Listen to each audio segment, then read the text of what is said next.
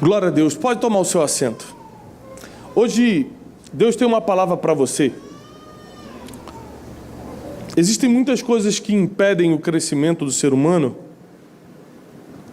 que limitam o ser humano.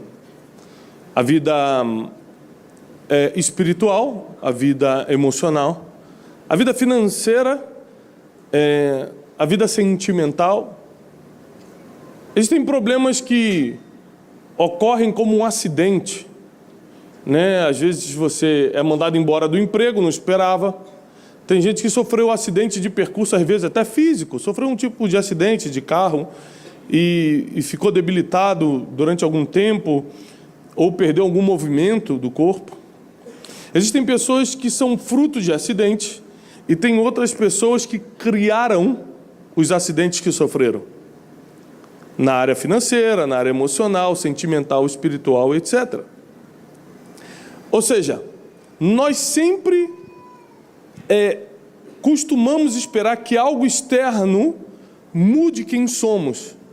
Mas a verdade é que não importa o que acontece no exterior, depende de como a gente dentro está interpretando o que está acontecendo fora.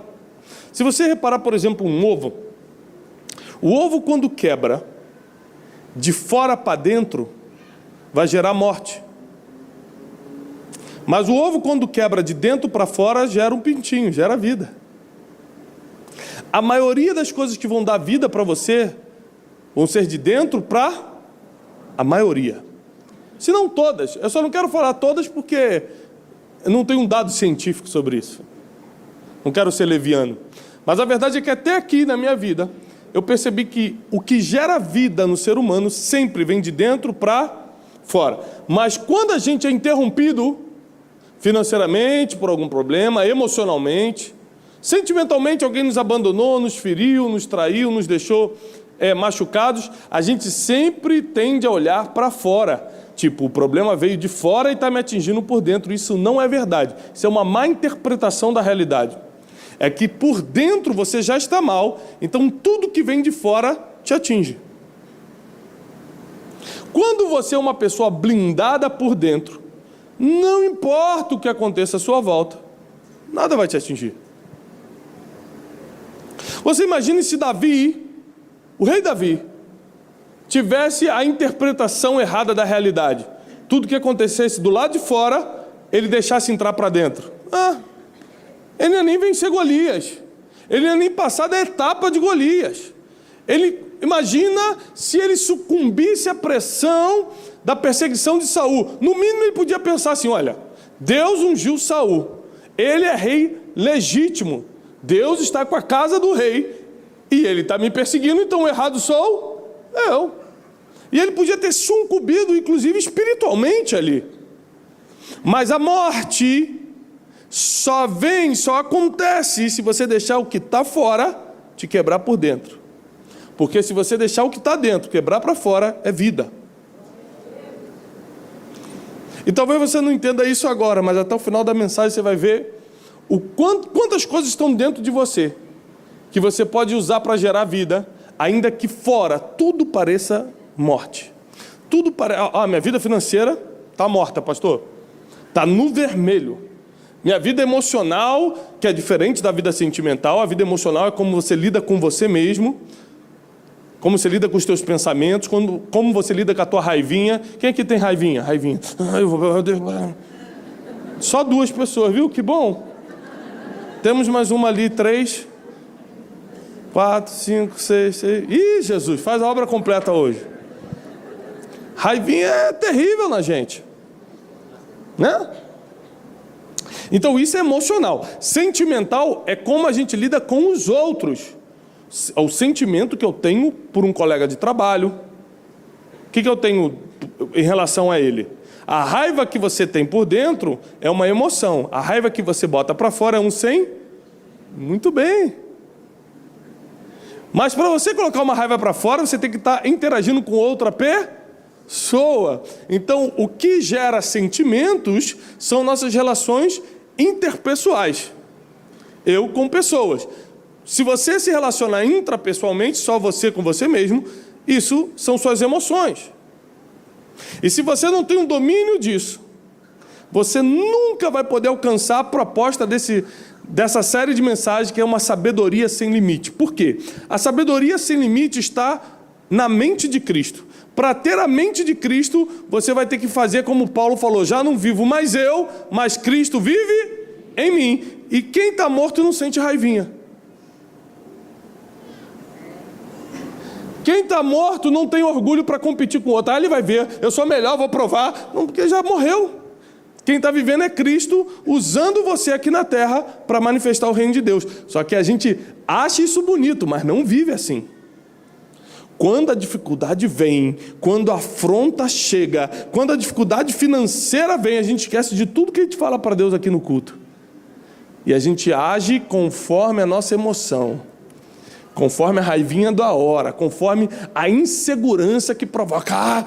Por que eu estou passando isso? Você começa a questionar até Deus. O mesmo Deus que você estava adorando aqui no domingo, chorando, você começa a questionar na segunda-feira, quando o dinheiro não cai na sua conta. Mas abre comigo, por favor, em Êxodo capítulo 31. Hoje nós vamos falar sobre sabedoria para prosperar financeiramente. Em todas as áreas. Você vai ver que dinheiro é uma coisa que está ligada a todas as áreas. Dinheiro está ligado a todas as áreas. Que isso, pastor? Atrás da escola do seu filho para você ver que tipo de problema você vai ter além do financeiro. Você vai passar vergonha, problema emocional. Você pode ser atacado verbalmente pelas pessoas da escola. Você tem que estar pagando, recebendo cobrança. Você pode ter problemas de sentimentos, pessoas contra você. Você pode vir uma frustração: meu Deus, nem a escola do meu filho eu consigo pagar. Problema emocional. Você pode deixar de vir ao culto porque acredita que Deus não está mais ao teu lado. Problema espiritual. Ou seja, na verdade o dinheiro, ele consegue tocar em todas as áreas. Tem uma frase de um mestre americano de finanças. Ele fala uma coisa que eu gosto muito. Eu até botei isso no livro Dinheiro Emocional. Ele fala assim: dinheiro não é a coisa mais importante da vida, mas influencia todas as coisas que são.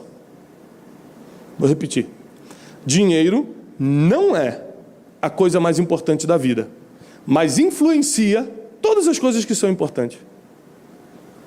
Você acha que vai curtir sua família mais, vai curtir mais sua família com dinheiro ou sem dinheiro? Gente, esses 20 anos de miséria estão me fazendo bem, porque tô fit, tô magro, olha só, não preciso ir para academia. Já viu alguém comemorando miséria? Sim ou não? Alguém já botou foto num barraco de uma comunidade carente com Jesus é assim, tudo bem. Não bota, quer botar na piscina dos outros ainda, né? Porque não se conta vantagem quando se está mal.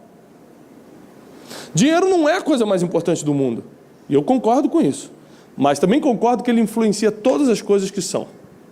Pastor, eu quero ser abençoado financeiramente. Quem aqui gostaria? Hoje eu vou quebrar um mito sério dentro da igreja evangélica. Não se escandalize comigo, porque eu vou ler na Bíblia. Dinheiro não cai do céu. Segundo, Deus não te dá dinheiro. Se alguém te ensinou isso, é mentira. Vou repetir porque você precisa gravar. Deus não te dá dinheiro. É mentira isso. Deus dá provisão, diferente de dinheiro. O que é provisão? Meu Deus, estou no deserto, estou desesperado. Se eu não pagar isso amanhã, meu Deus, Senhor, Tu conhece meu coração, o deserto está apertando, eu vou morrer. E não sei o que, Deus faz sair uma causa na justiça que estava presa, uma pessoa que estava te devendo aqueles R$100 de ir lá na tua casa e pagar. Mas isso acontece quantas vezes na vida? 1, 2, provisão. É só para aquele desespero. Você quer viver desesperado a vida toda para ter provisão sempre? Já pegou ele ali, ó. Quando o Espírito Santo é assim, ele pá, já pega um. Repare isso. Então a gente confunde as coisas. A gente confunde provisão, que está na Bíblia, é bíblico, com dinheiro. A gente acha que Deus vai me dar dinheiro. Não, Deus não vai te dar dinheiro. No momento do deserto, Ele é capaz de enviar uma provisão. A pergunta é: você quer viver no deserto? Porque eu nunca vi provisão cair em terra de abundância. As terras de abundância na Bíblia foram criadas com trabalho e empreendimento.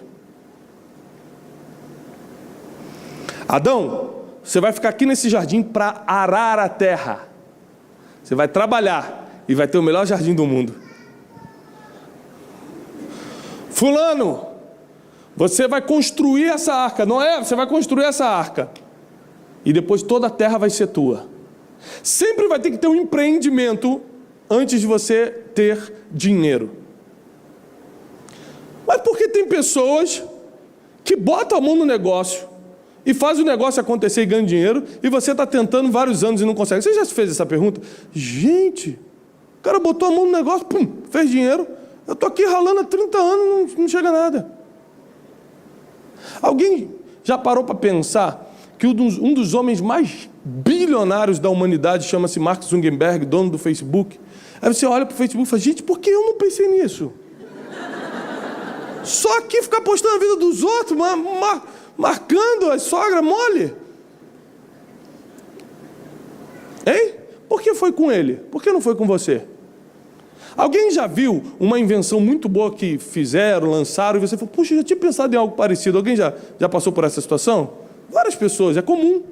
Porque a ciência já provou que quando alguém tem uma ideia, 5 pessoas estão tendo a mesma ideia ao mesmo tempo no mundo. Quem fizer primeiro, sai na frente. Aí você fala, mas por que o fulano tem ou não tem? Por que o fulano bota a mão, acontece ou não acontece? É por causa da sabedoria, você vai entender agora. A sabedoria, ela não é exclusiva dos crentes. A gente confunde muitas coisas. Por exemplo, tem gente no mundo que vai ter sabedoria divina, mas não vai para o céu. A gente confunde salvação com sabedoria, a gente confunde graça com salvação. Tem gente que tem graça de Deus, mas se não se converter, vai morrer, vai para o inferno, segundo a palavra diz. E tem gente que está dentro da igreja há 30 anos, não tem graça nenhuma. A pessoa olha e fala, meu Deus, tomara que esse irmão não fale comigo hoje. Sem graça. Quem não tem graça é sem graça. Lembrou dele, né? Ele vem na cabeça, é assim mesmo. Ele vem na cabeça, ele surge. E Êxodo 31 diz o seguinte: e falou Deus a Moisés, dizendo, eis que eu tenho chamado pelo nome a Bezalel. Presta atenção nisso. Deus fala com Moisés o seguinte, Moisés era o profeta do povo. Era a boca de Deus naquela época. Aí Deus não falava com o povo, Deus falava com o mensageiro. Então ele fala o seguinte, Moisés, eis que tenho chamado pelo nome, ou seja, eu não falo com ninguém daqui, eu só falo contigo. Mas eu vi um cara e anotei o nome dele. O nome dele é Bezalel. Às vezes você acha que não é visto por Deus, mas tem pessoas que estão aqui que Deus já anotou o teu nome na palma da mão dele e está a ponto de soprar no ouvido de alguém que pode resolver o teu problema. Escute a mensagem. Eis que tenho visto a Bezalel, filho de Uri, filho de Ur, da tribo de Judá. Deu o relatório todinho de quem era filho, de quem era neto, de que tribo ele era. Estava de olho mesmo. E eu o enchi do Espírito de Deus, vírgula, de sabedoria, vírgula, de entendimento, vírgula, e de ciência em todo artifício, vírgula, para inventar invenções, vírgula, e trabalhar em ouro, vírgula, e em prata, vírgula, e em cobre, vírgula, e em lavramento de pedras para engastar, vírgula, e em artifícios de madeira, vírgula, para trabalhar em todo lavor. Vou lhe explicar isso aqui. Pela cara você não entendeu nada. Deus olha um cara especial no meio daquele povo que ele não falava diretamente. Fala assim, Bezalel está sempre na hora, está sempre bem arrumado, está sempre disposto a trabalhar, porque você vai ver na Bíblia que Deus nunca chamou alguém que estava em casa sem fazer nada. Quando ele chama Gideão, ele está malhando trigo. Quando ele chama Davi, ele está cuidando de ovelha. Quando ele chama José, ele está com o pasto com o gado do seu pai. As pessoas estão sempre trabalhando quando são chamadas por Deus. Eliseu, quando recebeu o manto de Elias, estava lavrando com 12 juntas de bois. Não pense, Deus tem um chamado para mim, vou ficar em casa que um dia Ele vai me chamar. Vai chamar para a glória.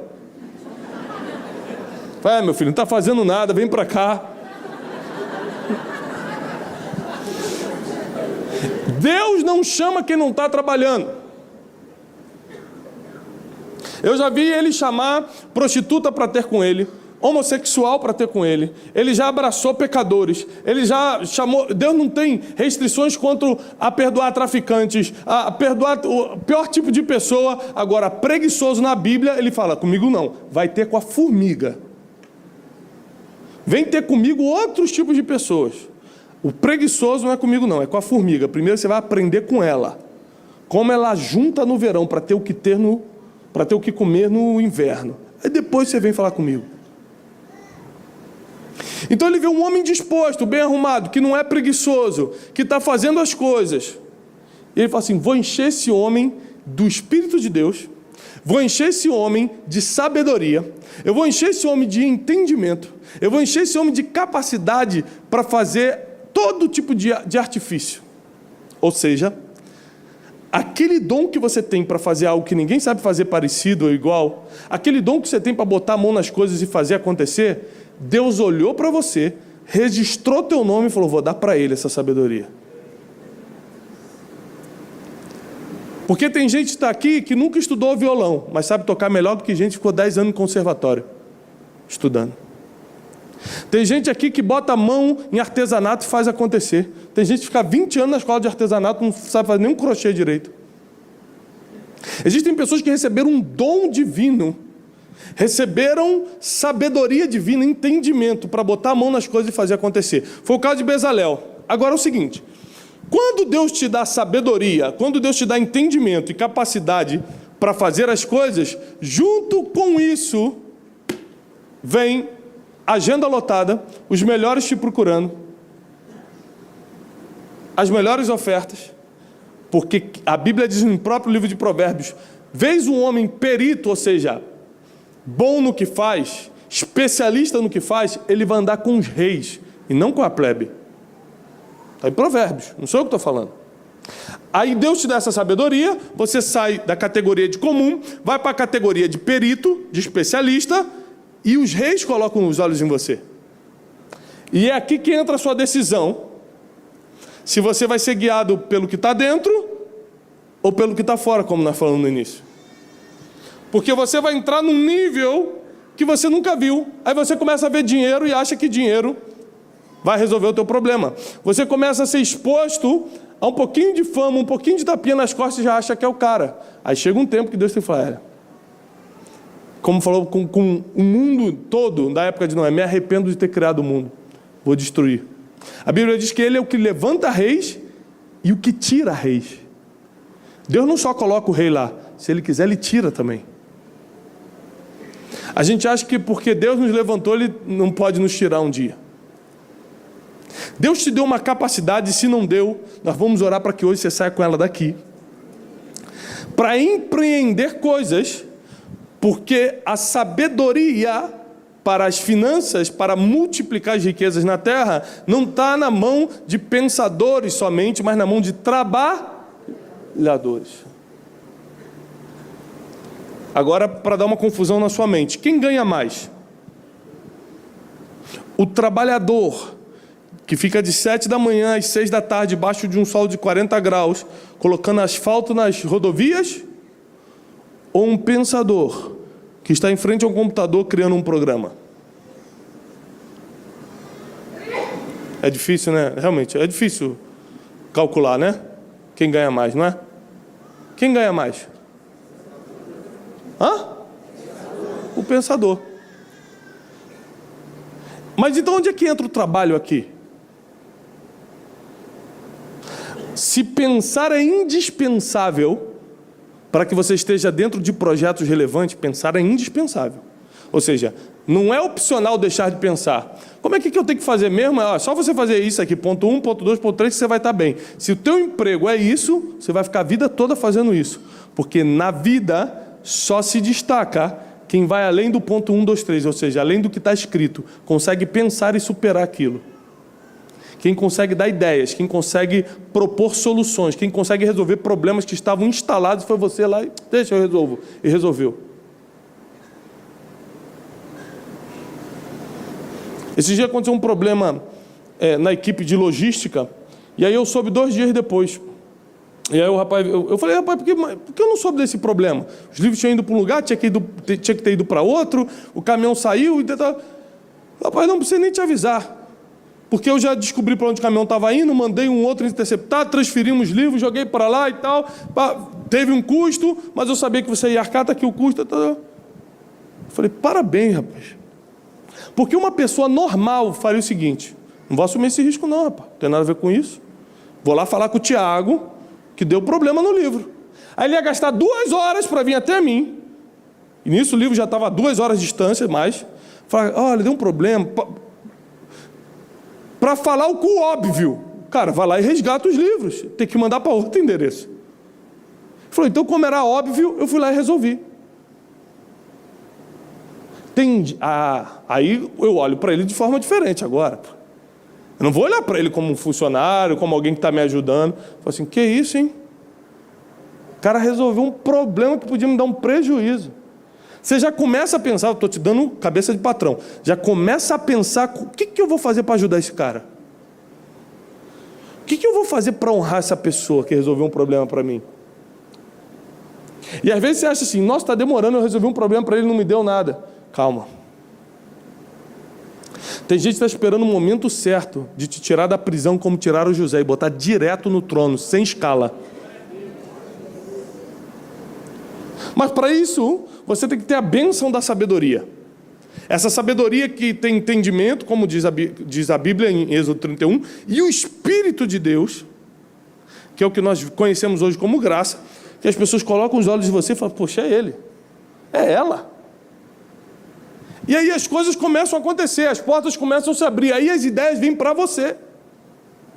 E o que adianta uma ideia que não tem execução? Nada. Esses dias eu estava andando numa feira dessa aí de livros, aí muita gente, eu queria tirar uma foto, querendo não sei o quê. Aí um cara falou do meu lado, pastor, eu só quero fazer uma pergunta, por favor, fala. O que eu devo fazer? Roubar a minha ideia. Eu olhei para ele e falei assim, não existe roubar a ideia. Você está enganado. Você não executou a tua ideia, alguém foi lá e fez, é diferente. Não vem com esse papo que roubaram a ideia. É porque eu tive a ideia, aí contei para o fulano, ele foi lá e fez. Não, é porque você não sabia fazer, por isso que você falou para o fulano. Você achou que ele ia ficar te falando o que tinha que fazer. Se você soubesse fazer, você ia ficar calado e ia lá e fazia. O ser humano quer sempre terceirizar a culpa. Ele não quer falar, é verdade. Eu não sabia fazer, fiquei falando para todo mundo, para ver se alguém me propunha alguma coisa, o cara foi lá e fez. Ele sabia fazer.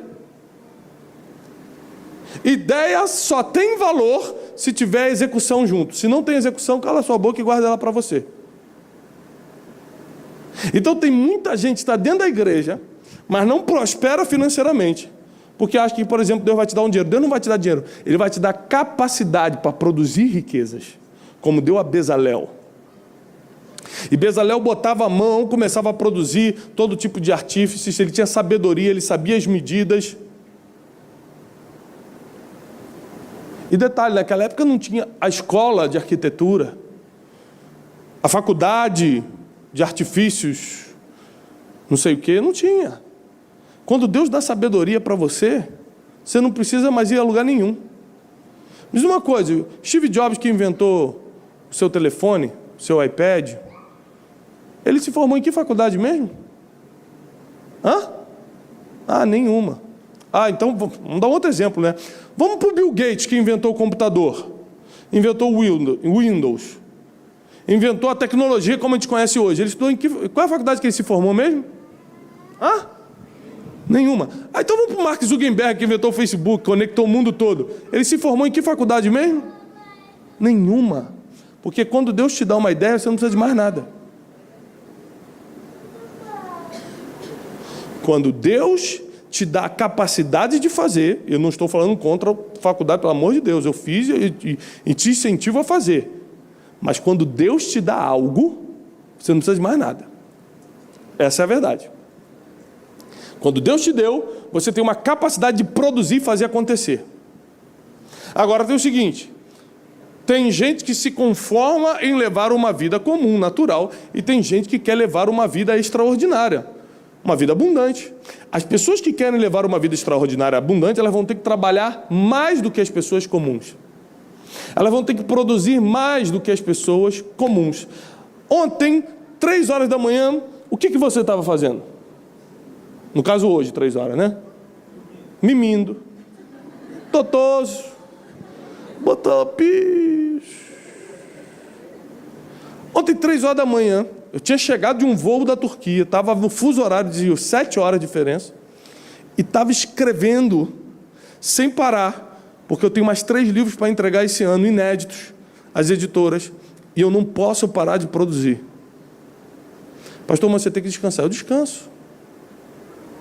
Fique tranquilo. Esses dias uma pessoa botou lá, o senhor está com uma cara de cansado e triste.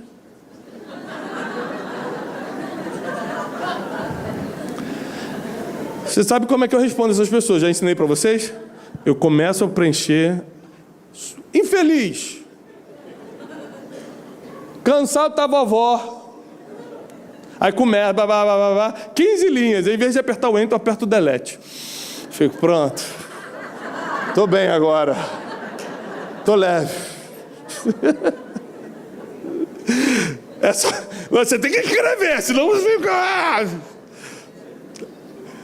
Eu escrevi, não, querida. Eu estou na Turquia, sentado de frente para um lago lindo, na melhor cafeteria do mundo, com a minha esposa tirando essa foto.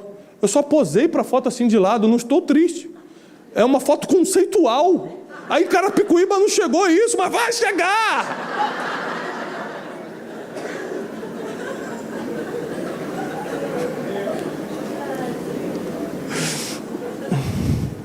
Meus amigos de Carapicuíba sempre presentes. Então, olha só. Quem recebe um dom divino vai ter que trabalhar mais do que todo mundo. Mas tem o seguinte: não existe suor sem recompensa. Vamos fazer o seguinte. Meu amigo aqui. Vem cá, meu amigo. Você está animado para trabalhar hoje. Dormiu até tarde, 3 horas já estava dormindo, estava mimindo, uma beleza. Olha que agilidade. Isso porque dormiu a noite toda, hein?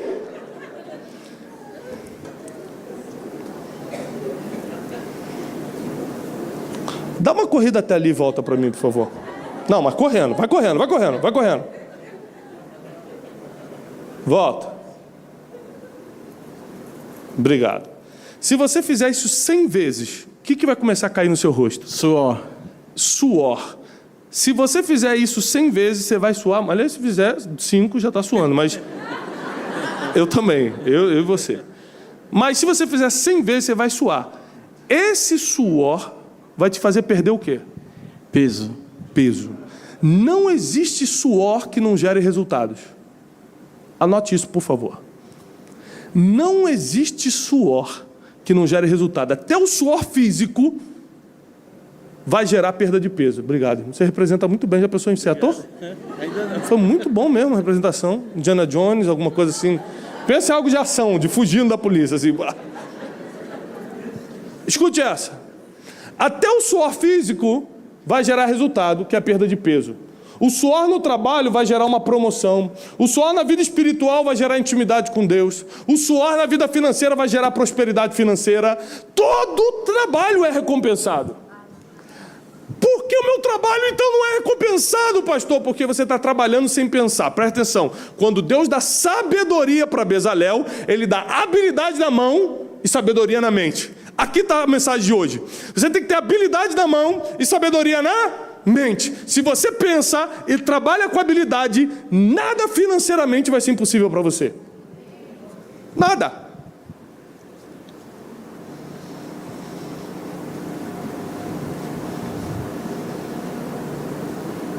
O problema é, ou a gente quer trabalhar muito, vou trabalhar bastante. Aí vou trabalhar fazendo,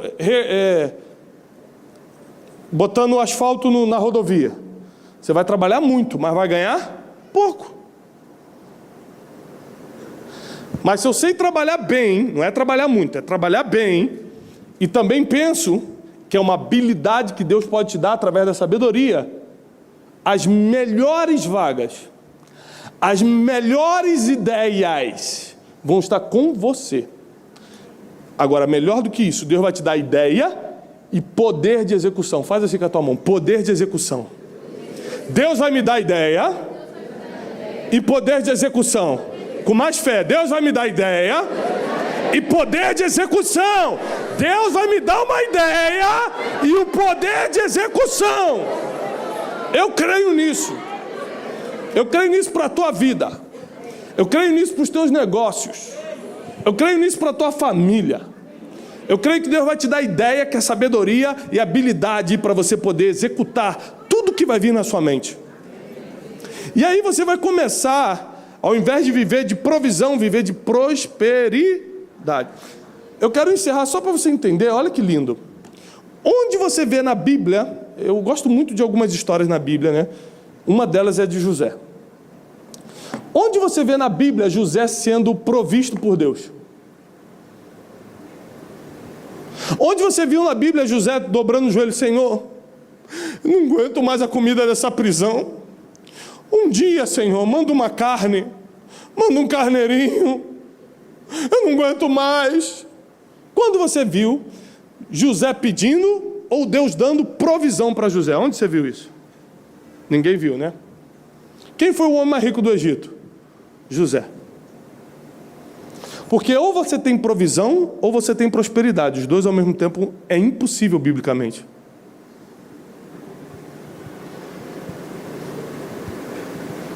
Para ter provisão você tem que estar no deserto. Para ter prosperidade você tem que passar pelo deserto, empreendendo, para passar do outro lado, entrar numa terra que mana leite e mel. José não se tornou rico porque Deus deu dinheiro para ele. Ele se tornou rico porque ele teve uma ideia e tinha poder de... José teve uma ideia e poder de... Deixa eu te provar isso. Faraó está desesperado porque teve um sonho com 7 vacas magras, 7 vacas gordas, ninguém podia interpretar. José tinha uma... Eu sei o que é isso. Chamaram José. O que é isso? Ele falou, são 7 anos de fome, 7 anos de abundância. Então 7 anos tudo vai dar bem e 7 anos tudo vai ficar mal. Faraó, brincadeira. E agora? Quem poderá me defender? José falou assim, olha, nos 7 anos de bonança, você tem que fazer o seguinte, olha o que o presidiário, que tinha acabado de sair da prisão, falou para ele. Você vai ter que fazer o seguinte, o nome disso é construa celeiros por todo o Egito. Recolha tantos por cento dos grãos, junte tanto, faça isso, faça aquilo e pipapapá. No tempo de fome, continua anotando aí, por favor, Faraó. Sim, no tempo de fome, nós vamos vender isso por tanto, fazer tanto, distribuir tanto, negociar o que... Aí o Faraó falou assim, ei, rapaz, essa matemática é difícil. Quem teve a ideia que execute. Aí Faraó olha para ele e fala, quem melhor do que você? O presidiário, acabou de sair, está na prisão. Quem melhor do que você? Não teve provisão nenhuma, teve que ficar anos na prisão comendo a comida da prisão. Quem melhor do que você? Foi vendido pelos irmãos, abandonado pela família. Quem melhor do que você? A gente não vê ele reclamando nem murmurando de ninguém. Quem melhor do que você para governar todo esse Egito aqui? Porque quando Deus te dá uma ideia e capacidade de execução, o teu lugar é o trono. Aí você governa. Aí você governa. Quem era o chefe do Egito? Faraó. Quem governava? José. Você nem vai precisar ser o primeiro para ter o governo na mão.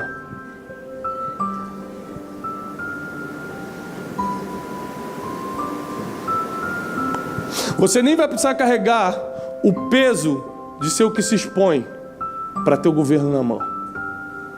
Deus vai te dar um governo e ainda vai ser leve de carregar. Vai te prosperar, vai prosperar tua família, tua casa. O reino de Deus vai ser abençoado por causa da tua prosperidade. Saiba que Deus vai te dar ideia e vai te dar poder de execução.